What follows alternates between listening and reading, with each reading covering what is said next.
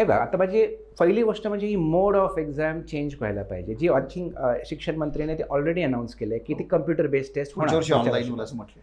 कारण pen and paper परीक्षा आपल्या देशात करणं आणि विथ सँक्टिटी करणं एवढ्या मोठ्या देशामध्ये 5,500 सेंटर्स ना, ही ऑलमोस्ट अशक्य गोष्ट आहे. जरी सगळे प्रामाणिक असले NTA चे, पण ज्यांना तुम्ही आउटसोर्स करताय तिथे कुठल्याही लिंकमध्ये काही जरी एक व्यक्ती जरी कॉम्प्रोमाइज असेल आणि सगळ्यांकडे स्मार्टफोन आहे, त्यांनी ते फोटोज घेऊन कुठे टेलिग्राम कुठे व्हॉट्सॲपमध्ये टाकले तर व्हायरल व्हायला वेळ लागत नाही आजच्या तारखेला. मग खूप रिस्की आहे पेन अँड पेपरमध्ये घेणं.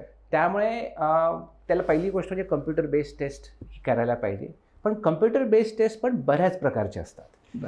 एक अशी असते की ज्याच्यामध्ये जसं आता JEE मेन्स ज्या पद्धतीने घेतली जाते की 15 लाख विद्यार्थी आहेत, त्यांना एक साधारण 15-16 स्लॉट्समध्ये डिवाईड केलं जातं. प्रत्येक स्लॉटमध्ये 1-1 लाख विद्यार्थी साधारणपणे ती परीक्षा देतात. प्रत्येक स्लॉटमध्ये क्वेश्चन पेपर वेगळा असतो.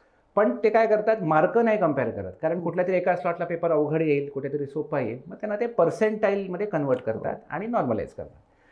पण तेही कॉम्प्रोमाइज होऊ शकतं, कारण तोही पेपर आधी बनलेला आहे. त्यामुळे तोही पेपर त्या सिस्टीममध्ये 10 दिवस आधी, कदाचित 15 दिवस आधी किंवा 3 दिवस आधी तरी असतो.